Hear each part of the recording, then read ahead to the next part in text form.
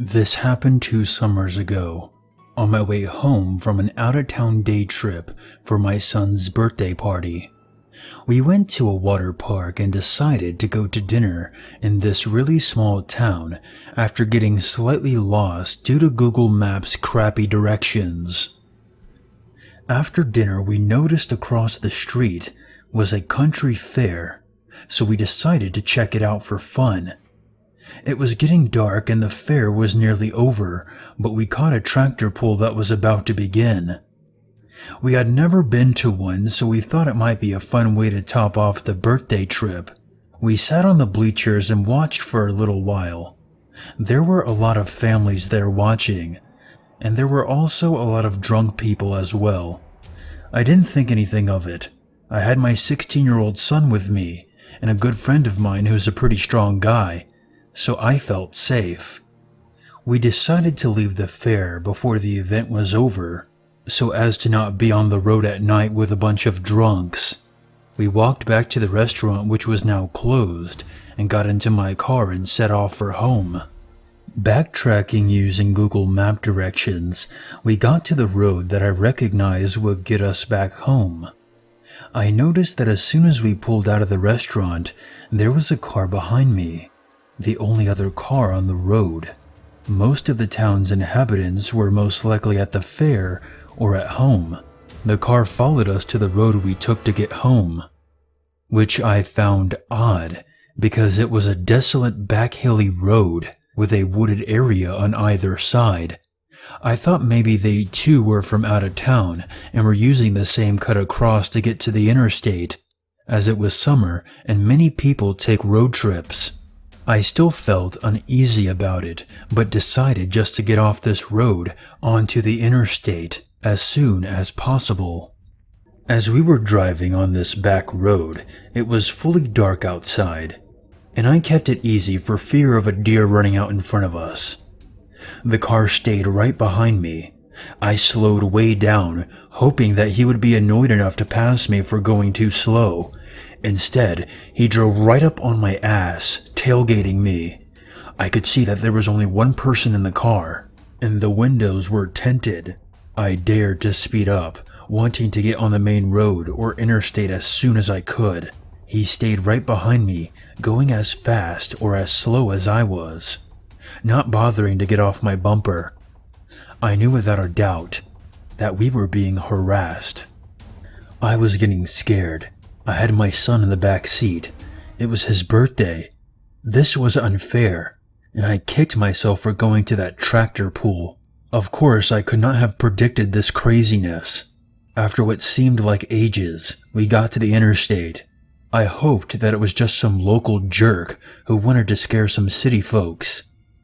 But I somehow knew that it was not that simple. As I feared, he followed us on the interstate.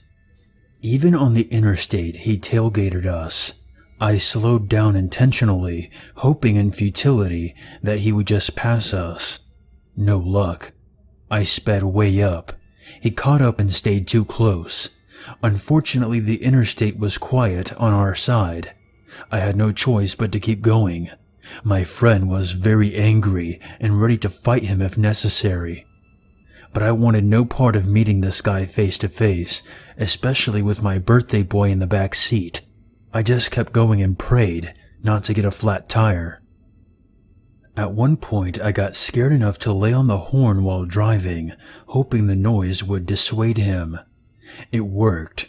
He pulled over on the shoulder, and I saw his headlights turn off. I was relieved at first, but we did find it odd that he killed the lights. After that, we sped up and I was flying home. The sooner the better. About 15 minutes passed in blissful uneventfulness. We talked about how scary that whole ordeal was, and eventually started feeling relieved to put it behind us. Literally. We were about 25 minutes from home, and there were a couple of vehicles here and there, which made us feel less alone. At one point, when the cars thinned out and we were once again alone on the road, something happened that I could not believe. Right next to us and slightly behind us, bright headlights suddenly turned on. He had been following us that whole time with his headlights off, staying carefully behind us and waiting for his chance to surprise us. I almost started crying, but at this point, I was too angry. This guy has been following us for an hour now. Far ahead of us, I saw the taillights of a semi. I sped up quickly, with the stranger in the car next to me trying to keep pace from the fast lane. I think he realized that I was trying to catch up with the semi, so for the first time in this insane chase, he did something truly dangerous and swerved at my rear panel, trying to push me off the road. I sped ahead and missed him, clipping me by inches. I finally reached the semi driver and got close, hugging the back of his truck as much as I dared and leaving no room for this jerk to cut me off. We went this way for a little while. I truly believe this semi-truck driver knew something was wrong, because after so long of seeing this crazy driver swerving at me and trying to get in front of me, the truck driver did something that I will forever appreciate him for. He swerved over into the fast lane and dangerously cut off the stranger's car, then tapped his brakes. I took this as my cue to speed ahead from the slow lane and try to lose the creep. My hometown was straight ahead. I took a sharp left onto a back street that leads to a main road and stopped in a busy, well-lit gas station. Luckily, there was a cop there. My friend got out and explained the whole situation to the officer, and he called for other cops to search for this guy. We left the gas station after calling a friend to follow me to a parking lot, where I stowed my car overnight because I did not want the guy to possibly find my house by recognizing the car. I watched my back for quite some time after that. I always notice that make and model of car if I see it on the streets. Thank goodness we got away safely. Now, the most bothersome thing about this story is that the small town where this took place happens to be the hometown of one of the biggest mental health asylums in the Midwest. This thought has kept me awake at night.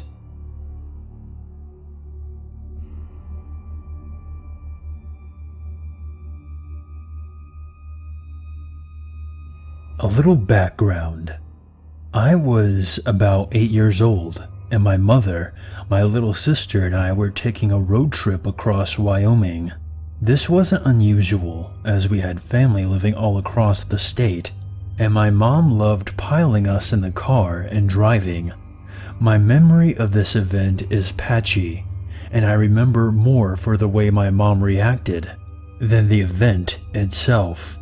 I don't remember exactly where it was or where we were heading, but anyone who has ever driven through Wyoming knows that the roads are mostly deserted. We had been driving for several hours behind an older green and white truck, and we were approaching a gas station. And I remember my little sister being so excited because she wanted to get one of those little bottles made of wax that had juice in them. The green and white truck pulls into the gas station and we follow. We use the restroom, get some snacks, and my mom fills up the car with gas, and we get back into the car and back on the road. A little time passes, and then my mom asked, "Is that truck behind us the same one that we followed into the gas station?" I turn in my seat and confirm that it's the same truck. I sit back down and continue gorging myself on snacks. But I sense that my mom is uneasy. She keeps looking in her rearview mirror and watching the truck. It was a long drive to the next gas station, and along the way, the truck behind us would speed up and get dangerously close to us, and then back away a little. After a stretch of several miles, we are nearing another gas station. My mom adjusts her mirror so that she could see us in the back seat. She says, "I'm going to pull into this gas station and open my door like I'm going to get out. I don't want you two to open your doors. Don't get out. Just sit tight and hang on." My little sister and I look at each other like, "Okay?" I thought it was strange, but the look in her eye kinda scared me. My mom is a calm person, but she has this presence about her that makes you aware that she isn't to be messed with. All my friends throughout the years have been a little scared of her, which is odd considering she's just over 5 feet tall and about 100 pounds. Anyway, we pull into the gas station and up to a pump. My mom adjusts her mirror so that she could see behind us. She opens the door with her car still running. The green and white truck pulls in and parks just to the side of the turn-in. The driver pops his hood, gets out, comes around to the front of his truck, and props the hood up. He starts messing around under the hood with his back turned to us. From what I remember of him, he was a really big guy. But who isn't to an 8-year-old girl? My mom slams the door and peels out of the gas station. I turn in my seat to watch the man. He turns around like he was startled, looks right at us, quickly closes his hood, even though he's only been looking under there for a few seconds. At this point, my mom is driving so fast that I lose sight of him. I was now terrified, and I knew that it must be serious for Mom to drive like this. Up ahead, the road bent sharply to the left, and there was a small road to the right that had a few buildings. Just before the bend, my mom slams on the brakes, pulls the steering wheel all the way to the right, and as if it were straight out of an action movie, slides around the corner. She then speeds through a small parking lot of one of the buildings and parks behind it. From our vantage point, we were hidden from traffic behind us, but could see anyone passing. A short time later, we watched the white and green truck speed right past us and around the bend. Obviously, my sister and I were very shaken up. My mom asked if we needed to use the restroom, and I said yes. She said that she had to as well, but we would have to wait for a bit. We then made our way to the next gas station, and I'll never forget what she said next, because it was just so out of character for her. She said, "I'd rather piss my pants in this car than be murdered on the side of this road." A little time passes, and we got back on the road and continued on our trip. We never saw that truck again.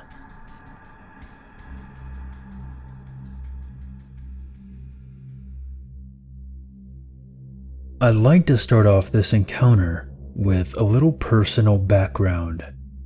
Once every other month, my family and I take a road trip from New Orleans to San Antonio, and then from San Antonio to Tulsa to visit grandparents. This drive is usually a piece of cake as you pass through many towns along the way. So here comes Christmas of 2015, and it's time to take this journey once more. I was glad that me, my wife and kids were going to see our relatives again. I have 2 kids, Tyler, 3, and Margaret, 6. Margaret is a factor in this event, but I'll get to that later. We get the unfortunate news that my wife's parents' house has been flooded, and they did not want us to come. We wanted to help anyway, but they insisted that we go to my parents' house first, and then go to their house afterwards. We unfortunately agreed, and then began the unfamiliar 10-hour journey from New Orleans to Tulsa.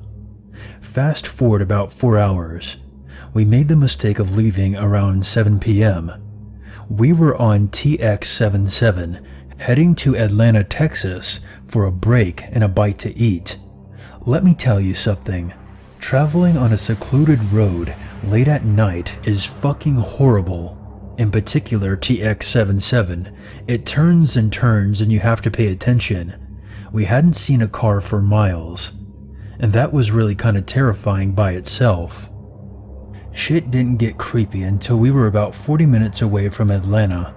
We see what appears to be a police car quite some distance behind us. We thought that it was a little odd in the middle of the night, but not really creepy. It follows right behind us for a bit as we checked to make sure we weren't doing anything wrong. It escalated when he put on his sirens as we pulled over. He got out and went to my window. Then the following conversation happened. "Is there a problem, officer?" "Your license plate fell off.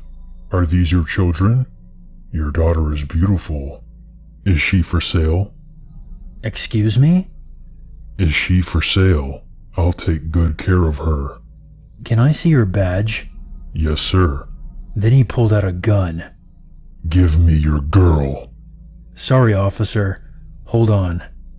I pretended to reach for her as I noped the hell out of there. We go full speed on this little state road for as long as we can. Thankfully, the car does not follow us.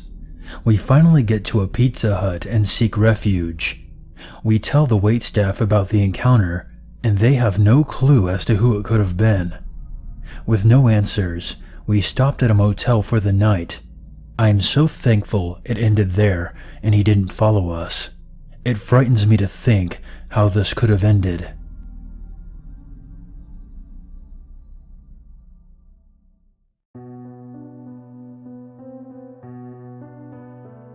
Hey guys, Unit 522 here, and I want to thank you very much for watching my video. I would appreciate it very much if you would share, like, and comment. And if you're new to this channel, become one with the Unity by hitting the subscribe button. If you have a scary story or experience that you want featured on this channel, you can always send it to my email or post it on the Free Horror Stories subreddit. The links for those can be found in the description below. If you would like to help out this channel even more, consider a PayPal donation. And for more updates, be sure to follow me on Twitter. There's nothing wrong with a little darkness in your life, as long as you never forget, there's always a reason to be afraid.